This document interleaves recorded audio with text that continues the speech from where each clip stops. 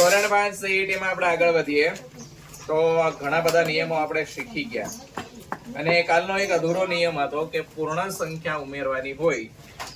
સૌથી પહેલા થોડુંક રિવિઝન કરી લઈએ કે પૂર્ણ સંખ્યા અને પ્રાકૃતિક સંખ્યામાં શું ફેર છે. તો કે પ્રાકૃતિક સંખ્યાથી 1 થી શરૂ થાય જ્યારે પૂર્ણ સંખ્યા ક્યાંથી શરૂ થાય? 0 થી શરૂ થાય. એટલે કે પૂર્ણ સંખ્યા અને પ્રાકૃતિક સંખ્યામાં 0 નો જ તફાવત જોવા મળે છે. એટલે ખાસ ધ્યાન રાખવાનું કે પ્રાકૃતિક સંખ્યામાં શૂન્યને આપણે સમાવી લઈએ એટલે પૂર્ણ સંખ્યાનો ગણ બની જાય છે. હવે એનું ઉદાહરણ નંબર 6 જોઈએ કે ઉદાહરણ 6 6 7 9 12 16 અને કઈ સંખ્યા હશે? તો 6 માં તમે કેટલા ઉમેરો તો 6 ના 6 જ મળે. 6 માં તમે કેટલા ઉમેરો તો 6 ના 6 જ મળે. સંખ્યામાં ફેરફાર ન થાય. 6 માં 6 ઉમેરીએ તો 12 થઈ જાય. 3 ઉમેરીએ તો 9 થઈ જાય. ભાર્ગવભાઈ 0 ઉમેરીએ તો 6 મળે કે 6 માં 0 ઉમેરો એટલે કેટલા મળશે? 6. કેમ કે 0 છે એ સરવાળા માટેની કેવી સંખ્યા કહેવાય? તટસ્થ સંખ્યા છે. સરવાળા માટેની તટસ્થ સંખ્યા કોણ છે? 0. ગમે ત્યારે કોઈ પણ સંખ્યામાં તમે 0 ઉમેરો જવાબ શું મળવાનો છે? જે સંખ્યા છે ને એની જ મળે. એક સામાન્ય ઉદાહરણ લઈએ કે તમારી પાસે 6 રૂપિયા છે અને તમને કોઈ બીજા 0 રૂપિયા આપે, તમારી પાસે કેટલા રૂપિયા થયા? 6 ના 6 જ રહ્યા ને. કોઈ તમને કઈ આપતું જ નથી. 0 રૂપિયા એટલે કઈ આપ્યું નહીં એવું. 0 નું મૂલ્ય કોઈ પણ સંખ્યાની આગળ મૂકવાથી થતું નથી, પણ એની પાછળ તમે લગાડજો એટલે થાય છે. 1 હોય એની આગળ 0 લગાડો કઈ ફેર પડે? 1 નું 1 જ રહે ને. પણ એ 1 ની પાછળ 0 લગાવો તો 10 ની પાછળ 0 લગાવો તો 100 ની પાછળ 0 લગાવો તો 0 નું મૂલ્ય વધી ગયું ને. કે જો પાછળ હોય તો એ જે અંક આપ્યો છે એનું મૂલ્ય વધારે, પણ આગળ હોય તો કઈ વધારતો નથી. અને બીજું કે સરવાળા માટે 0 તટસ્થ સંખ્યા છે કે ગમે તે સંખ્યામાં તમે 0 ઉમેરો કઈ ફેર પડે નહીં. જેમ કે અહીંયા કઈ ફેર પડ્યો 6 0 એટલે કેટલા મળ્યા? તો કે 6 + 0 એટલે 6. હવે 6 માં કેટલા ઉમેરો તો તમને 7 મળે. 1 એટલે કે +1. 7 માં કેટલા ઉમેરતા? 9 મળશે.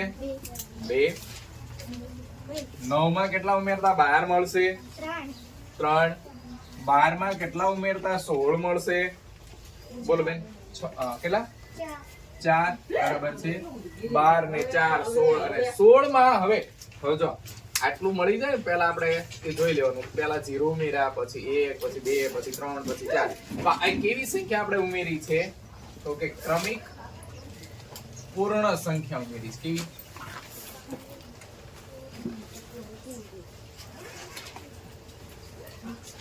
તો હવે 16 માં કઈ સંખ્યા આપણે ઉમેરી? બોલો 5. લાઈન ટુ લાઈન ચાલીએ એટલે કે ક્રમબદ્ધ ચાલીએ તો 5. એટલે હવે 16 માં 5 ઉમેરીએ તો કેટલા મળશે?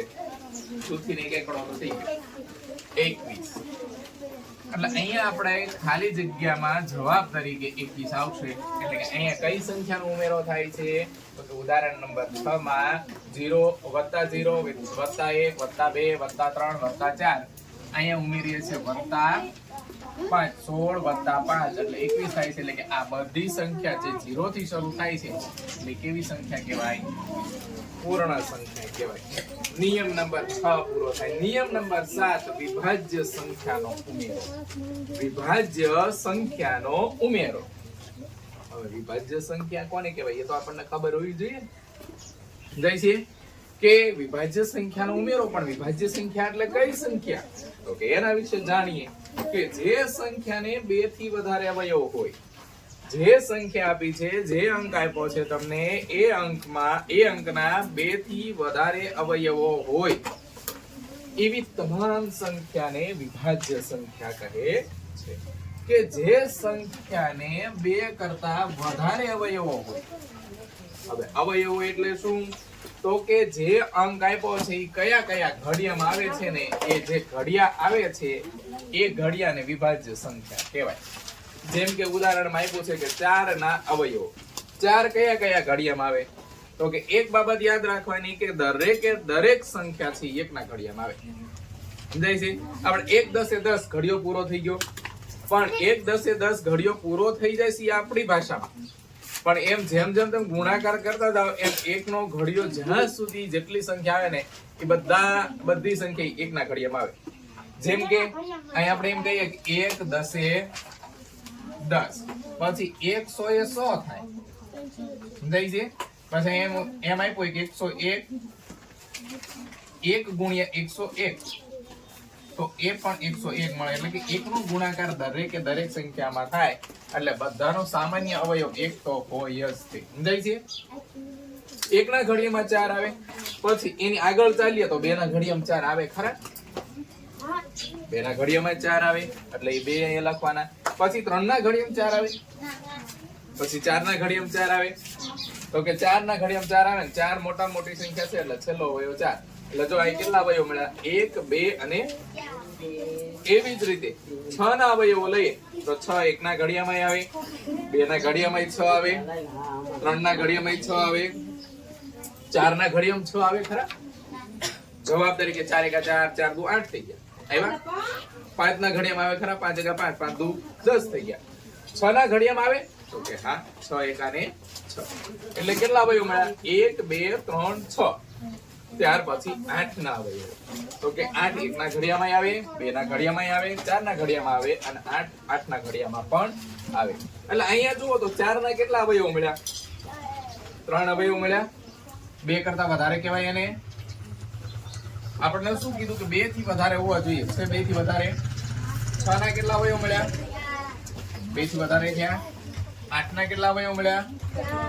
2 થી વધારે થયા. તો આવી રીતે દર્શાવેલા 4 6 અને 8 ને દરેકને 2 કરતા વધારે અવયવ છે. એકમાં 3 છે અને 2 માં 4 છે કે નહીં? એટલા માટે 4 6 અને 8 એ વિભાજ્ય સંખ્યાઓ છે. કેવી સંખ્યાઓ છે? એટલે હવે વિભાજ્ય સંખ્યાની શરૂઆત ક્યાંથી થઈ? વિભાજ્ય સંખ્યાની શરૂઆત ક્યાંથી થઈ? 4 થી. નાનામાં નાની વિભાજ્ય સંખ્યા કઈ બની? 4. બરાબર. હવે ઉદાહરણ 7 માં જોઈએ કે 6 10 16 24 33 ને ખાલી જગ્યા. હવે તમે 6 માં કેટલા ઉમેરો 10 મળશે? 6 માં કેટલા ઉમેરીએ તો 10 મળશે? 4. બરાબર છે. 6 ને 4 10. હવે 10 માં કેટલા ઉમેરતા તમને 16 મળશે? બોલો ભાઈ. 6. બરાબર છે. એટલે કે વત્તા 6. 16 માં કેટલા ઉમેરતા 24 મળશે? બોલો ભાઈ. 8. બરાબર છે. 16 માં 8 ઉમેરો એટલે 24 મળે. 24 માં કેટલા ઉમેરતા તમને 33 મળશે? કરો ગણતરી કરો, બેઠા ગણો. હાલો, ગણવાની સહી છે, સરવાળો કરવાની સહી છે, પેન થી ગમે તે રીતે બોલો. કેટલા? નહીં ખોટું. અંકિતા બેન 9 ઉમેરતા. હવે 33 માં કેટલા ઉમેરીએ તો આગળની સંખ્યા મળે? પણ હવે એ પહેલા આપણે જોઈએ કે અહીં શું કીધું છે? ક્રમિક વિભાજ્ય સંખ્યાનો ઉમેરો. હવે એકી બેકી સંખ્યા ઉમેરતા ને ત્યારે બેકી સંખ્યા જ આવતી કે 2 4 6 8 એવું આવતું કે નતું આવતું? અહીંયા જુઓ 4 6 8 બેકી છે પણ આ 9 કેવા છે? એકી. એટલે એકી ને બેકી બંનેનો સરવાળો થાય છે. એટલે એવી સંખ્યા હોય ને તો એ કઈ સંખ્યા ઉમેરાતી હોય? વિભાજ્ય સંખ્યા ઉમેરાતી હોય. કઈ સંખ્યા ઉમેરાતી હોય?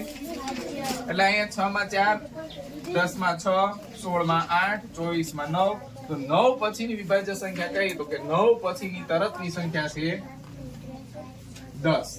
એટલે 33 માં તમે 10 ઉમેરો. 33 વત્તા 10 3 4 કેટલા મળશે? 43. તો આવી રીતે વિભાજ્ય સંખ્યાનો ઉમેરો કરી અને શ્રેણીમાં આપણે આગળનું પદ મેળવવાનું થશે. આ હતું આપણું પૂર્ણ સંખ્યા, એની અગાઉ પ્રાકૃતિક સંખ્યા, અહીંયા છે વિભાજ્ય સંખ્યા. આવી રીતે જે તમે સ્ટેપ શીખતા જાઓ છો, જે નિયમ તમે ભણતા જાઓ છો, યાદ કરતા રહેવાનું છે. બરાબર.